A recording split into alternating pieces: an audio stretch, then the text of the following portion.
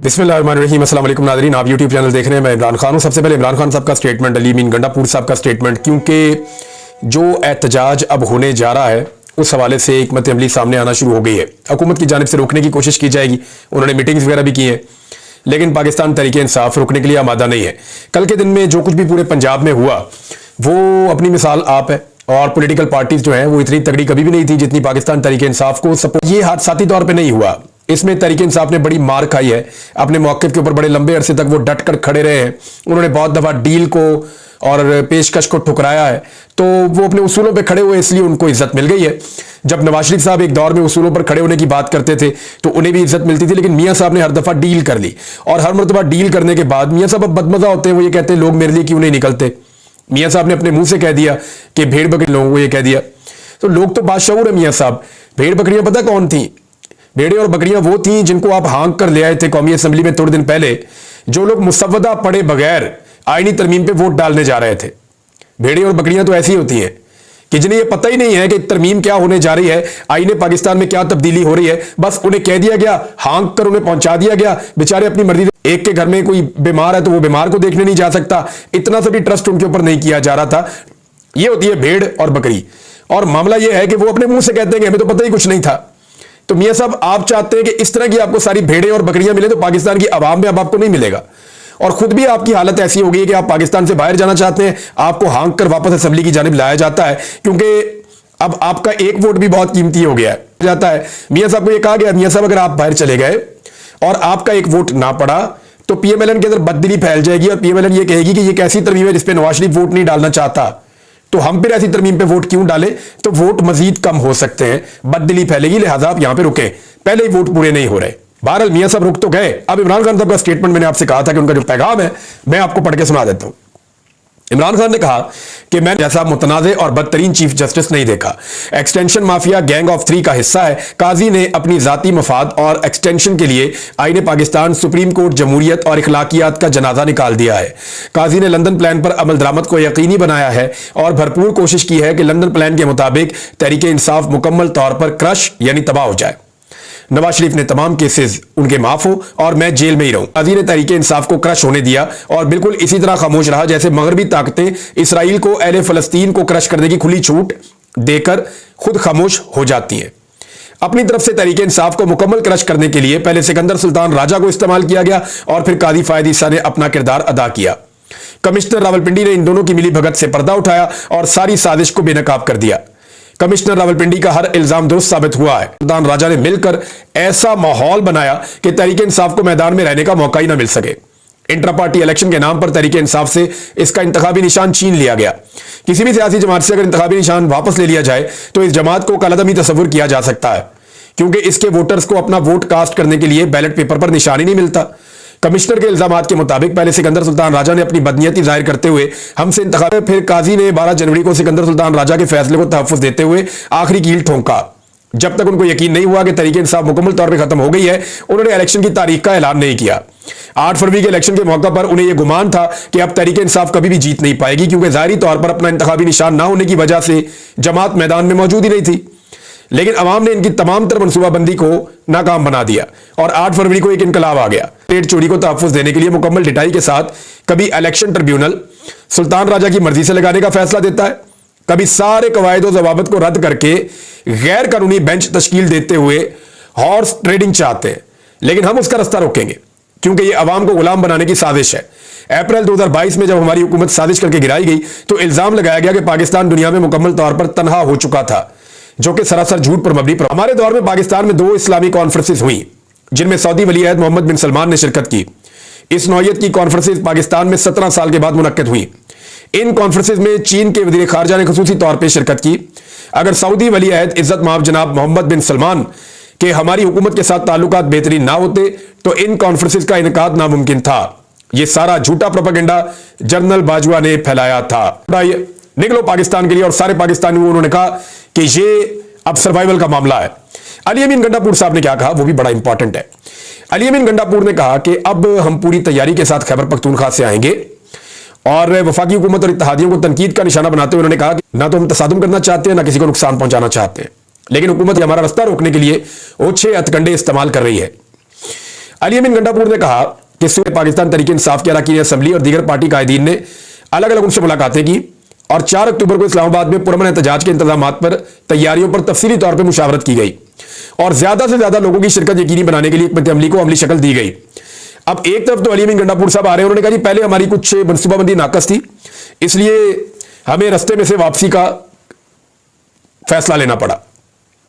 कारकुनात नहीं थे, हिफाजती हालात नहीं थे, लेकिन इस बार मखसूस और तरबियत याफ्ता दस्तों समेत जो काफिले हैं वो पहले पहुंचेंगे और जो मेन काफिला है वो उसके पीछे आएगा। पिछली मरतबा मशीनरी हमारी पीछे रह गई थी, हम आगे निकल गए थे और मशीनरी को आगे लाना मुश्किल हो रहा था, लगातार शेलिंग थी, तो हम यानी एक तंजीम का फुकदान था थोड़ा सा, लेकिन लोगों ने बड़ी बहादुरी के साथ क्रॉस किया था उस सारे एरिया को, रुकावटों को। तो गंडापुर साहब कह रहे हैं जी इस दफा पहले आगे मशीनरी को और काफिलों को भेजेंगे, उन लोगों को जिनको ये सारे रास्ते खोलने आते हैं, नौजवानों को, और उसके बाद पीछे जो मेन काफिला है वो जाएगा, उसकी क़यादत अली अमीन गंडापुर साहब खुद करेंगे। ये जनाब सूरत हाल। इसमें डॉक्टर आरिफ अलवी साहब ने भी स्टेटमेंट दिया, उन्होंने अवाम से पुरअमन एहतजाज के लिए अपील की है। उन्होंने कहा जी हमारा हक है और पाकिस्तान तहरीक इंसाफ का रिकॉर्ड है कि जी वो पुरअमन एहतजाज करती है, लिहाजा पुरअमन तरीके से एहतजाज करें, लेकिन पुलिस जब मारती है, तशद्दुद करते हैं, तो हुकूमत को तशद्दुद से तो गुरेज करना चाहिए, ये तो उसूल है। लेकिन दूसरी जानिब हुकूमत जो कर रही है वो भी सबके सामने है। एक और चीज बड़ी जबरदस्त है, हुकूमत जो भी करती है ना, इनको उल्टा ही पड़ जाता है, ये जो गड्ढा खोदते हैं उसमें खुद ही गिर जाते हैं। मिसाल के तौर पे अभी डॉक्टर जाकिर नाइक साहब पाकिस्तान तशरीफ लाए हैं, हम पाकिस्तानी उनको वेलकम करते हैं, बहुत बड़े मजहबी स्कॉलर हैं वो, बड़ा नॉलेज है उनके पास।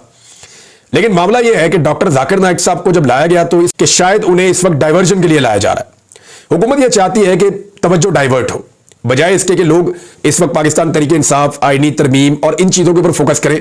तवज्जो डाइवर्ट होनी चाहिए, कोई और इशू हो जिनके ऊपर बातचीत की जाए। तो इसलिए क्योंकि पाकिस्तान में नहीं दुनिया में बहुत मकबूल है डॉक्टर जाकिर नाइक, और पाकिस्तान में एक बड़ा मजहबी रुझान भी है, तो डॉक्टर जाकिर नाइक साहब को पाकिस्तान लाया गया, दावत के ऊपर तशरीफ लाए हैं जब वो आईनी तरमीम वगैरह हो रही है। तो डॉक्टर जाकिर नाइक साहब आए और उनका जो इंटरव्यू हुआ उसमें अलीना शकील साहबा ने गालिबन सवाल किया निजी टीवी से, और उन्होंने ये सवाल किया डॉक्टर जाकिर नाइक साहब से कि एहतजाज के हवाले से। तो उन्होंने जो एहतजाज पे स्टेटमेंट दे दिया, ये हुकूमत को और मुसीबत पड़ गई। हुकूमत को लगता था कि स्टेटमेंट उसी तरह के होंगे जैसे नॉर्मली ये लोग आते हैं, उनसे वो दिलवा देते हैं, तारीफें करवा देते हैं। तो मुलाकातों की फोटोज भी आ गई, करवा दिया, इसहाक डार से मिल लिए, शहबाज शरीफ से मिल लिए। मुझे हैरत हो रही है कि डॉक्टर साहब वीपीएन लगा रहे हैं पाकिस्तान में, तो नहीं, मेरे ख्याल में उनका जो ट्विटर हैंडल है वो पाकिस्तान में नहीं होगा, वो उनकी टीम हैंडल करती होगी और वो पाकिस्तान से बाहर होंगे, लिहाजा वो बड़े आराम से वहां ट्वीट कर रहे होंगे, लेकिन उनका ट्वीट पाकिस्तान में शेयर हो रहा है। तो उन्हें अगर पता होता कि पाकिस्तान में वीपीएन लगा के चलता है ट्विटर, तो फिर अगर वो यहां ले आते और खुद इस्तेमाल करते तो उनको वीपीएन लगा के पाकिस्तान से ट्वीट करने की वजह करते हैं, बाकी सारे लोग करते हैं, तो वो वीपीएन लगा के उसको इस्तेमाल करते हैं। डॉक्टर साहब से जब एहतजाज का पूछा गया तो उन्होंने कहा जी ये तो लोगों का हक है और पुरअमन एहतजाज होना चाहिए, एहतजाज अच्छी चीज है, बुरी चीज तो नहीं है। यानी ये सवाल जब आया तो ये हुकूमत तो ये एक्सपेक्ट कर रही होगी ना कि एहतजाज के खिलाफ वो बोल देंगे तो हमारा एक नैरेटिव बन जाएगा कि इंतशार फैल रहा है, ये हो रहा है, वो हो रहा है। उन्होंने कहा नहीं जी, बांग्लादेश में आप देख लें, वहां एक बड़ी वो एहतजाज हुआ बड़ा जबरदस्त और वो लोग कामयाब हो गए और बांग्लादेश उसके नतीजे में आगे बढ़ेगा। तो डॉक्टर जाकिर नाइक साहब ने जो जुमले बोल दिए, हुकूमत की उम्मीदों के बरक्स काम हो गया। नॉर्मली यहां पे जो भी काम हो रहा है हुकूमत की उम्मीदों के बरक्स हो रहा है। इधर अली अमीन गंडापुर साहब ने आने का फैसला किया और इस्लामाबाद के अंदर तैयारियां शुरू हो गई हैं। वर्कर जो है वो बड़े चार्ज हैं, एक दूसरे को मैसेजेस कर रहे हैं, एक दूसरे को जाकर मिल रहे हैं, बाजारों में गली को दावत दे रहे हैं कि इमरान खान की कॉल पे डी चौक पे आपने निकलना है, 4 तारीख को सब पाकिस्तानियों को बाहर आना चाहिए। तो एक तरफ ये कॉल दी गई है, जुम्मे का दिन होगा और पूरे पाकिस्तान को इमरान खान साहब ने कॉल दी है डी चौक इस्लामाबाद में। दूसरी जानिब जो अली नासर रिजवी है आईजी इस्लामाबाद, उन्होंने पुलिस के साथ और आला सिक्योरिटी ऑफिशियल्स के साथ मीटिंग की है। उन्होंने कहा जी हम तो नहीं आने देंगे और उन्होंने पूरा बंदोबस्त करने का फैसला किया है कि किसी सूरत किसी भी एहतजाज करने वाले नहीं होने देंगे। इस्लामाबाद में तो दाखिल नहीं होने देंगे, लेकिन इस्लामाबाद के अंदर से जो लोग निकलेंगे उनको कैसे मैनेज किया जाएगा। तहरीक इंसाफ को 3 लाख से ज्यादा वोट सिर्फ इस्लामाबाद से पड़ गया है। अब जिस शहर के अंदर आपके पास 3 लाख से ज्यादा वोटर मौजूद हैं, वो बाहर से तो लोगों को आने की जरूरत ही नहीं है, और अगर बाहर से लोग आएंगे तो वो तो इजाफी नफरी आएगी, इजाफी लोग आएंगे। तो अब देखते हैं कि पाकिस्तान तहरीक इंसाफ और आम पाकिस्तानी कैसे इस कॉल के ऊपर निकलते हैं, जहां पे आइन की सरबुलंदी के लिए हम निकले हुए हैं, ये आइन के साथ खिलवाड़ करने जा रहे हैं। बिलावल ने सहाफियों से गो की मुलाकात की है और वो लगातार इंटरव्यूज भी दे रहे हैं, पता नहीं उन्हें क्या आसरा दिया हुआ है बिलावल को आईनी तरमीम के हवाले से। वो बेचारे हर जगह पे जा जाके कह रहे हैं कि हर सूरत में आईनी तरमीम लानी है। जो डाटा उनको दिया गया वो गलत है। जो सहाफी बिलावल से मिले उनमें 1-2 से बात की तो वो कह रहे हैं जी कि बिलावल को तो बेसिक्स का भी नहीं पता। मैंने कहा क्या मतलब, उन्होंने कहा जी बिलावल जरदारी को इस आईनी था, वो इसके किसी मामले को प्रॉपर तरीके से अगर पूछा जाए तो डिफेंड ही नहीं कर सकते। देखिए जो कोर्ट रिपोर्टर होते हैं वो टेक्निकल है। मैं आपके सामने बैठा हूं, काफी अरसे से मैं कोर्ट की चीजें रिपोर्ट कर रहा हूं आपके सामने, मुझे कोई समझ नहीं है। ये जो लोग कोर्ट के अंदर रिपोर्टिंग करते हैं ना, ये बड़े टेक्निकल हैं, ये आइन को और कानून को समझते हैं। ये एक जज तो अपनी अदालत में होता है ना, तो ये हर जज की अदालत में होते हैं। वकीलों से ज्यादा ये अदालतों के अंदर जाते हैं, इनके फिंगर टिप्स के ऊपर चीजें होती हैं। वो तकरीबन एक जज के लेवल का बंदा बन जाता है तजुर्बे के साथ साथ। तो जब ये लोग बैठे हुए थे बिलावल के सामने, तो बिलावल का बड़ा सतही किस्म का नॉलेज था। जो 4 चीजें उनको पढ़ा दी गई थी वो उसी के बारे में बात कर रहे थे, और उनको बेसिक्स का भी नहीं पता था कि इसके असरात क्या होंगे, और उनको ये भी आइडिया नहीं है कि एक्चुअली वो करने क्या जा रहे हैं। और जो डाटा उनके पास है बिलावल के पास, वो भी कोई सही डाटा नहीं है। लेकिन अब ये कहा जा रहा है कि जी कोई सूबाई सतह पे भी आईनी कोर्ट्स बनेगी, फेडरल सतह पे भी एक आईनी अदालत। वफाकी वजीर ने मुलाकात की है, सदीक जान साहब ने यह खबर दी है। अब देखें ये प्रोपेगेंडा है, जानबूझकर फैलाया जा रहा है, या वफाकी वजीर ने सही खबर दी है। लेकिन 3 सहाफियों से उन्होंने ये कहा कि एक तो 8 अक्टूबर को आईनी तरमीम आएगी, यानी उन्हें यह पता है कि कादी फायद ईसा साहब 8 अक्टूबर से पहले ये जो 63A का फैसला वो कर चुके होंगे। तो एक तो 8 अक्टूबर की तारीख वो दे रहे हैं कि दूसरा उन्होंने कहा जी कि कादी फायद ईसा साहब आईनी अदालत के सरबराह होंगे, और जस्टिस याह्या अफरीदी साहब सुप्रीम कोर्ट के चीफ जस्टिस होंगे। और याह्या अफरीदी साहब जो है वो हुकूमत को बहुत पसंद है, और हुकूमत को लगता है कि वो उनके लिए प्रॉब्लम क्रिएट नहीं करेंगे। ये कहानी जनाब मार्केट में नहीं आई है। अब 3 रिपोर्टर्स को ये बात बताई गई, वहां से सदीक जान साहब को पता चली और उन्होंने इसको ट्वीट किया है। लेकिन मेरी इत्तला के मुताबिक मंसूर अली शाह साहब आज तक की तारीख में कादी साहब की एक्सटेंशन के इम्कानात लगातार कम होते चले जा रहे हैं। अगर तो आईनी तरमीम हो गई तो फिर आप इस मुल्क में इंसानी हकूक को तो भूल जाएं, फिर आप भूल जाएं कि वकला की भी कोई इज्जत होगी अदालतों के अंदर। ये सारे मामला अजीबोगरीब तरफ चल पड़ेंगे। और आईनी तरमीम में जो जो चीजें हैं उनको जैसे जैसे वकला पढ़ते हैं, सियासतदान पढ़ते हैं, सहाफी पकड़ते हैं, तो वो सर पकड़ के बैठ जाते हैं कि पाकिस्तान तो सरजमीन बेआईन बन जाएगा अगर ये वाली आईनी तरमीम। बहरहाल जस्टिस मंसूर अली शाह साहब जो है उनके बारे में 1-2 चीजें मैं आपको क्लियर कर दूं। बहुत सारे लोगों ने उनसे बहुत सारी उम्मीदें बांध ली हैं, तो मैं आपको क्लियर करूं कि मैं पहले भी कह चुका हूं कि वो किसी लड़ाई किसी जंग का हिस्सा नहीं बनेंगे। लेकिन चंद चीजें उनकी बड़ी क्लियर है। एक तो वो स्ट्रेट फॉरवर्ड और ईमानदार आदमी है, नंबर 1। नंबर 2, उन्हें अपने इदारे की इज्जत और एहतराम का बहुत एहसास है, वो अपने इदारे की स्पेस रीगेन करने की कोशिश करेंगे। नंबर 3, वो तसादुम हो सकता है, उस मुमकिन तसादुम से बचने की भी कोशिश करेंगे। किसी नई लड़ाई के अंदर वो सुप्रीम कोर्ट को नहीं लेकर जाएंगे। लेकिन हां, अगर आप ये कहें कि कादी फायद ईसा साहब के मुकाबले में, तो वो जमीन आसमान का फर्क है। जो अभी सिचुएशन है उससे तो जमीन आसमान का फर्क हो जाएगा। लेकिन बहुत सारे लोगों ने जो बहुत बड़े बड़े उम्मीदों के महल खड़े किए हुए, उस तरह तो नहीं होगा, लेकिन बहुत सारी चीजों में इंसाफ होना शुरू हो जाएगा और हालात बेहतरी की तरफ जाना शुरू हो जाएंगे। अब आ जाए पीटीएम वाले मामले में। खैबर पख्तूनख्वा की गवर्नमेंट से रब्ता किया, उनसे मैंने पूछा कि जी पीटीएम के ऊपर जो अटैक हुआ और पुलिस ने जाकर किया और उनके खेमे जलाए, उनका एक क्लेम है, और उन लोगों के ऊपर डायरेक्टली शेलिंग की गई और वो लोग जख्मी भी हुए, बेहोश भी हुए, तो ये क्या हो रहा है? वो तो एक पीटीएम का एक प्रोग्राम है। मुझे जो सोर्सेज है, मैं अभी नाम कोट नहीं करता, लेकिन डायरेक्टली आप ये समझ लेंगे खैबर पख्तूनख्वा की गवर्नमेंट मुझे बता रही है। उन्होंने कहा जी नंबर 1 ये है कि हमने पुलिस को ऐसा कोई हुक्म नहीं दिया। पुलिस ने खुद कैसे कर दिया? उन्होंने कहा जी हुआ ये है कि नेशनल एक्शन प्लान के तहत 2023 में ये इख्तियारात मजीद दे दिए गए थे फेडरल गवर्नमेंट को कि वो किसी भी सूबे की पुलिस को अपने तौर पे इस्तेमाल कर सकती है सर्टेन केसेस में। तो ये उन्होंने केस बनाया जनाब कि ये मामला ये होने जा रहे हैं, लिहाजा इसको रोका जाए। तो वो पुलिस को यूटिलाइज कर रहे हैं उस कानून की मद में, नेशनल एक्शन प्लान की उस शिक की मद में वो पुलिस को उन्होंने यूज किया है। तो उन्होंने कहा जी कि अभी हम इसके ऊपर मुशावरत कर रहे हैं, क्योंकि ये एक छोटी चीज नहीं है। अली अमीन गंडापुर को देखना पड़ेगा ना। देखें, अली अमीन जो इल्जाम पीटीएम के ऊपर लगाए, इसी तरह के इल्जाम के मुकदमे अली अमीन गंडापुर के ऊपर दर्ज हैं। अब कल को अगर फेडरल गवर्नमेंट पुलिस को कहती है कि अली अमीन गंडापुर को गिरफ्तार कर लें, तो उसी शिक के तहत वो गिरफ्तार कर लेंगे। तो सूबाई हुकूमत को यह देखना पड़ेगा कि उनकी डोमेन कहां तक है और फेडरल गवर्नमेंट की डोमेन कहां तक है, और क्या कहीं कोई मुद्दा वो कहेंगे इसके बारे में हम बात करेंगे और इस पर अपना पॉइंट ऑफ व्यू हम देंगे। दूसरा, मुझे बड़ा क्लियरली उन्होंने बताया कि हमारी मुलाकात हुई थी, ये पीटीएम का प्रोग्राम नहीं है, पश्तून तहफ्फुज मूवमेंट का ये प्रोग्राम नहीं है। हालांकि वो इसमें एक्टिव बहुत है, लेकिन वो अकेले एक्टिव नहीं है। ये है पश्तून कौमी जरगा, यानी PQJ। ये पश्तून कौमी जरगा है, और ये सिर्फ खैबर पख्तूनख्वा का नहीं है। बलूचिस्तान की जितनी पश्तून बेल्ट है, वहां से बहुत सारे सरदार, बहुत सारे मुशीरान, बहुत सारे जो एल्डर्स हैं वो आएंगे, ये अपने नुमाइंदों को भेजेंगे। इसी तरह जितनी कबायली बेल्ट है वो, और जितनी पश्तून बेल्ट है, वहां से बहुत बड़ी तादाद में, हजारों की तादाद में पश्तून आएंगे।